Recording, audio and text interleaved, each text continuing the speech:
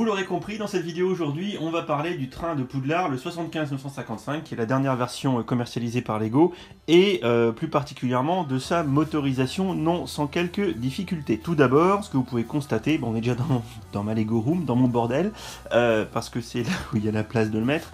Ce que je voulais dire, c'est que tout d'abord, le train est déjà modifié, c'est-à-dire que initialement, quand vous achetez ce train-là, il n'a qu'un wagon de passagers, ce qui, au regard du vrai train de Poudlard dans les films, est insuffisant. Donc j'en ai racheté deux chez mon camarade Eleven Bricks. Vous avez toujours en lien dans la description les codes promo pour aller acheter des pièces chez lui.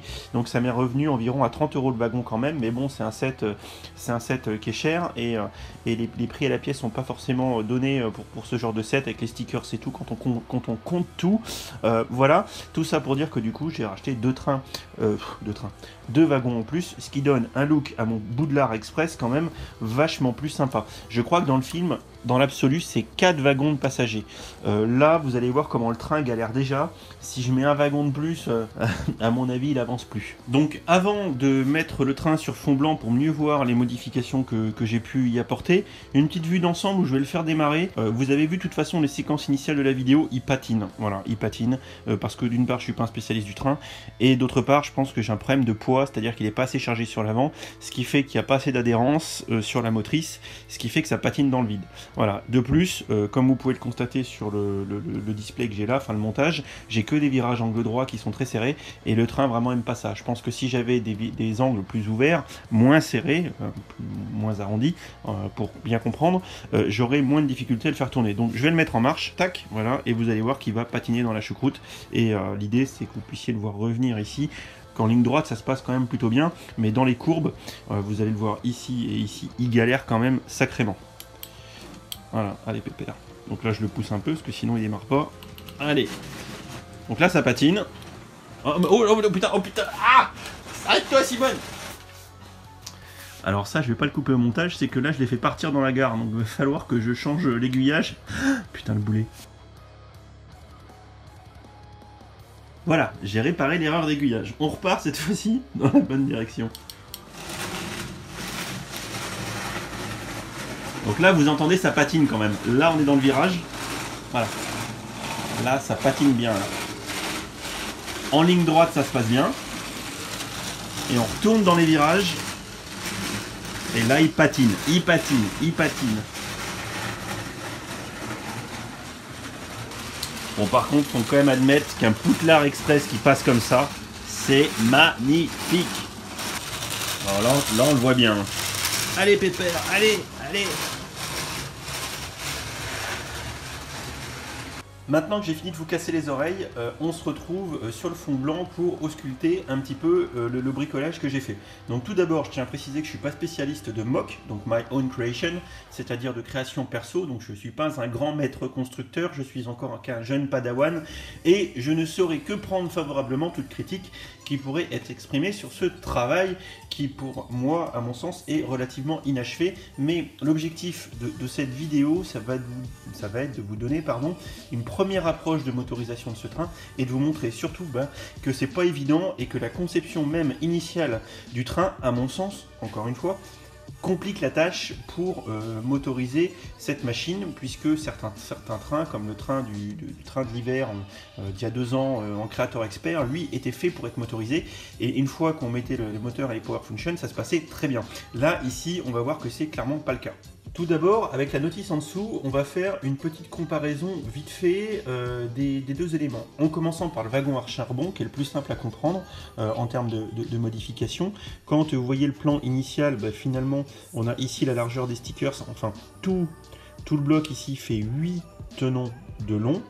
Et ici, je suis obligé de passer à 10. Pourquoi? Tout simplement parce que j'utilise, à mon sens, qui est le plus simple, les Power Functions infrarouges, donc les précédentes versions. Vous avez plusieurs moyens de motoriser le train.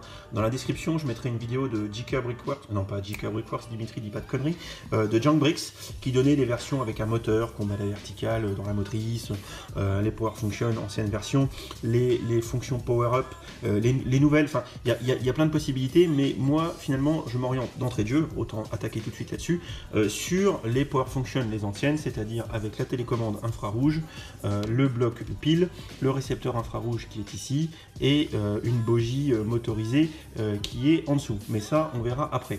Donc tout ça pour dire que la première modification notable se situe au niveau du compartiment à charbon, qui dans la notice initialement fait 8 de long, et qu'on est obligé de passer à 10 parce que le bloc pile fait 8. Et oui, donc du coup, ça monte pas. Voilà. Donc on est déjà obligé de le mettre quelque part, ce bloc pile qui est quand même volumineux. Donc historiquement, d'ailleurs si on regarde le train de l'hiver, le Winter Village, machin, enfin on se rappellera les références que je mettrai par ici, c'était motorisable en mettant directement à la bonne dimension le bloc pile dedans. Là c'est pas le cas. Donc du coup, bon après il y aurait eu plusieurs options, hein, parce qu'en fait on le voit ici, il y avait des montants verticaux, mais ça aurait été dégueulasse de pas rallonger le wagon, parce que clairement il n'y aurait pas eu les montants verticaux noirs, hein, ici, hein, et ça n'aurait pas caché les faces du bloc pile, ça aurait été sale. Donc du coup ce que j'ai fait, voilà, c'est que on le voit bien ici sur la notice, attention à l'exposition, en fait on a les montants verticaux rouges là, la plaque, celle-ci arrondie de 6 en plein milieu, et c'est tout. Ce que j'ai fait, c'est que j'ai rajouté des briques de 3 de haut par 1 de large entre cette pièce de 6 et mes montants verticaux. J'ai changé la plaque de base, au lieu d'avoir une 8 par 8 par combien, 8 par 6 ou 8 par 4, 8 par 6 je crois. Au lieu d'avoir une 8 par 6, j'ai pris une 10 par 6 noire. Voilà, comme ça on y voit que du feu.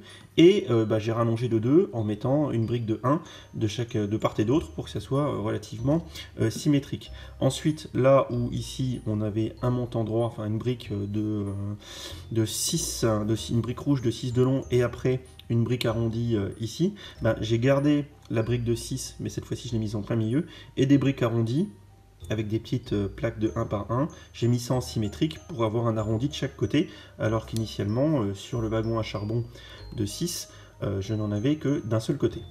Donc du coup, si vous regardez le wagon à charbon, on comprend assez facilement la modification, et c'est la partie la plus simple à faire. Sachant que sur le dessus, là pour l'instant je ne me suis pas foulé, mais il y aurait de quoi faire de la vraie déco avec de la brique noire, etc. Et je remercie mon camarade de l'assaut Freelug, Dark Voidor, qui se reconnaîtra, qui m'a dit de mettre des plaques de support de minifig noir pour cacher, et c'est vrai que c'est une bonne idée. Si on passe sur la loco très rapidement, très rapidement, si on fait vite fait les 7 erreurs entre le modèle initial ici et ce que j'ai pimpé. Donc tout d'abord j'ai pris le petit panache de fumée de la loco de Noël, du train de Noël, et ça c'était plutôt mignon. Sinon d'extérieur, comme vous pouvez le constater, on n'y voit quasiment que du feu. La seule différence se trouve au niveau de la partie roulante, puisque ici dans le modèle initial on a 3 roues métalliques fixes comme ça, donc 2 à collerette et une sans collerette qui vient se mettre en plein milieu, et ici une petite bogie mobile de 2 petites roues de chaque côté comme ça qui se met vachement à l'avant. On voit très bien que moi j'étais obligé par souci de motorisation de faire sauter une des roues à collerette, celle-ci, et de remplacer la bogie ici initialement prévue par la bogie motorisée de mes Power Function, ce qui change fondamentalement la structure, l'architecture de la loco, et c'est vraiment le bordel.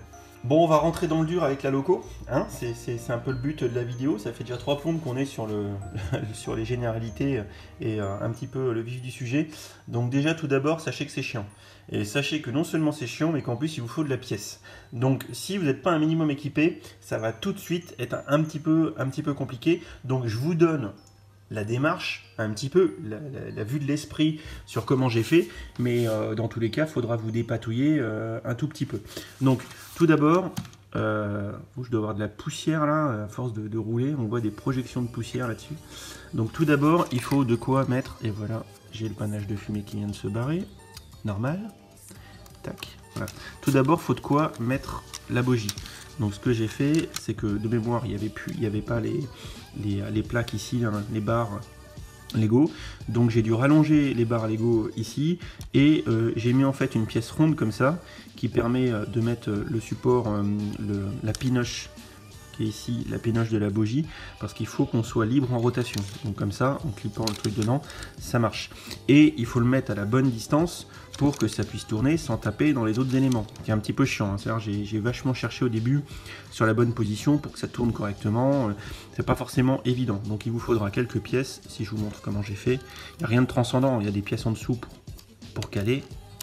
Voilà, Dimitri a tout pété et j'ai tout déplacé. Bravo. Donc de mémoire, ça devait être hop, comme ça. Ça aussi, hein, vous allez vachement vous amuser au départ. Donc voilà, on a des pièces de 2 par 1 en dessous. Voilà, et tac, ça me permet de pouvoir accrocher ma bogie motorisée. Ensuite, en dessous, hop, donc ça je vais t'enlever parce qu'il va m'embêter tout le temps. J'ai fortement, de toute façon, modifié le dessous de la loco. J'ai bricolé ça en mode Bagdad, mais surtout, ce qui est important, et ça, je ne veux pas le démonter parce que sinon je vais galérer à mort pour le remonter, c'est qu'il n'y a pas de passage de câble. C'est que le plancher initial de la loco est plein. Donc c'est à dire que pour passer le câble d'alimentation ici, c'est juste la mort. Donc j'ai démonté tout le dessous. J'ai fait des ouvertures dans le plancher, c'est à dire que là vous voyez qu'avant il devait y avoir une plaque pleine sur tout le fond de la locomotive. J'ai procédé à une ouverture pour que le câble passe. Le câble passe à l'intérieur et longe et finit par ressortir par ici. Donc il suffit juste de démonter, de trouver un peu de place et de modifier le plancher avec les pièces que vous avez pour faire une ouverture. L'ouverture n'est pas grande au demeurant, hein. Voilà. Attendez, je vais quand même essayer de vous montrer parce que je sens qu'il y en a qui vont galérer. Hop. Ça c'était peut-être pas la bonne idée.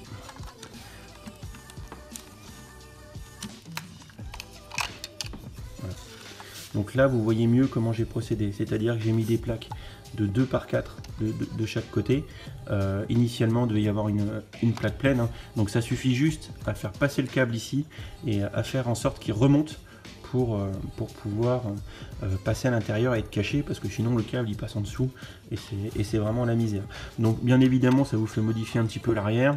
Donc là vous voyez un petit peu comment j'ai fait, j'ai changé, j'ai mis de la brique, voilà. J'ai quand même notablement modifié le dessous du train. C'est pour ça que je vous dis que c'est assez chiant, que c'est pas prévu spécialement prévu pour. Et hop, voilà, donc j'espère que je vais pas me planter en remettant hop les roues.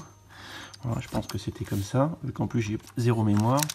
Bon, l'idée quand même c'est d'avoir un passage pour les câbles et que tout ça soit aux bonnes distances, parce qu'il y a un vrai problème d'empattement sur cette loco. Vu les diamètres des roues à l'arrière, franchement ça patine et c'est pas mobile, tout ça c'est fixe. Donc dès que vous êtes dans le virage, ça a tendance à forcer.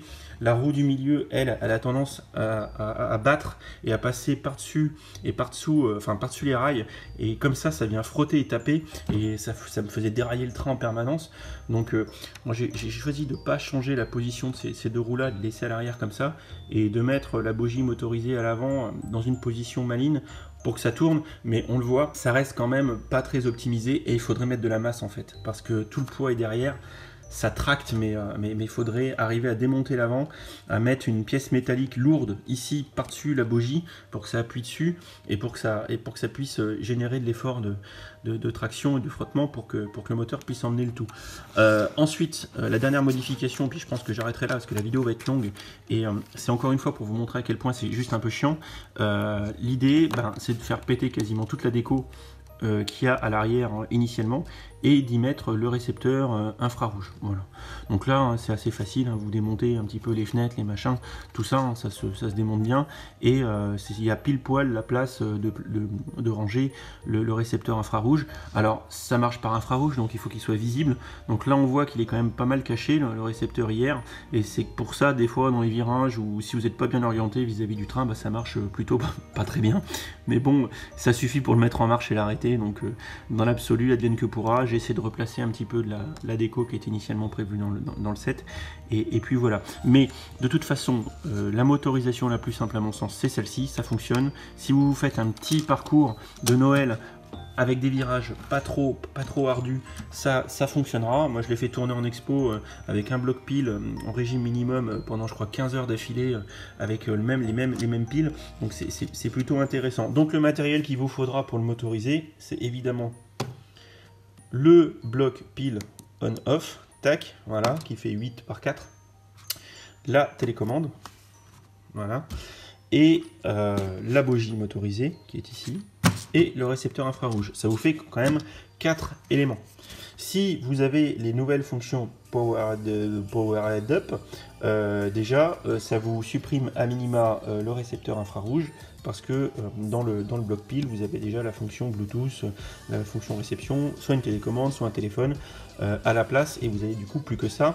Et ça, c'est soit une télécommande plus petite, dans les trains qui sont sortis récemment avec les fonctions Power Up, il y a encore une télécommande, ou sinon, ça se fait typiquement avec la Batmobile Batman que j'ai, c'est directement le téléphone qui commande le bloc pile, et le bloc pile alimente directement un moteur, ce qui est quand même plus simple. Là, vous avez quand même 4 sous-ensembles à voir pour motoriser le train. Ceci dit, vu que c'est les vieilles versions, ça reste assez facile à trouver. Notez tout de même, je sais la vidéo est longue, je parle beaucoup, qu'il vous faudra quand même un peu de pièces pour bricoler le dessous du train, pour mettre de la brique au bon positionnement, de la pièce qui permet de supporter la bougie. Voilà. J'ai également pas mal galéré pour remettre ce système, qui a quand même toujours tendance à frotter, parce que du coup, vu que j'avais assez modifié sur le devant, fallait trouver de quoi mettre les pinoches techniques, enfin bon bref, c'était un peu Bagdad. J'ai quand même passé quelques heures pour un résultat, on va dire, satisfaisant, mais qui est pas encore oufissime. Mais c'est lié pour moi à 2 facteurs. Le premier, je suis une burne, voilà, en customisation, je suis pas un grand professionnel, donc forcément ça aide pas. Et d'autre part, je pense que la conception initiale du train nous aide vraiment pas à le motoriser. On arrive enfin à la fin de cette vidéo, un peu plus longue que d'habitude, mais vous comprenez bien que pour expliquer tout ça, il faut du temps. Et encore, j'ai vraiment survolé le sujet, donc j'accepte plus que volontiers toute critique constructive pour améliorer le travail, parce que je pense qu'il y a vraiment encore du boulot d'amélioration, surtout sur la loco.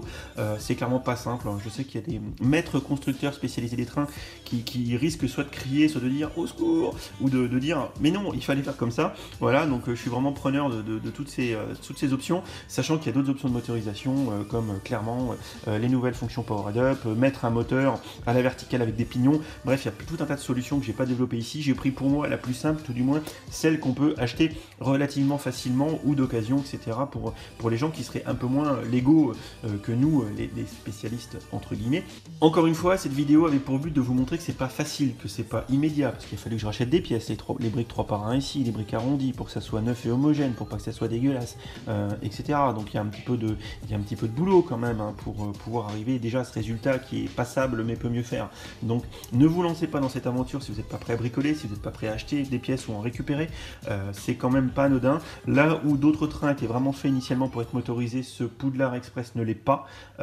Donc il faut vraiment le pimper. Voilà. Mais on comprend bien qu'à l'approche des fêtes de fin d'année de Noël, franchement, avoir un train de Poudlard qui tourne autour d'un sapin, ça serait juste magnifique. Comme d'habitude, si cette vidéo vous a plu, n'hésitez pas à lâcher des commentaires, à me dire ce que vous en avez pensé, à vous abonner, à activer les petites notifications pour rester bien informé des vidéos que je sors. Et comme d'habitude, je vous dis à bientôt pour la prochaine vidéo et je vous fais des bisous. Salut, salut!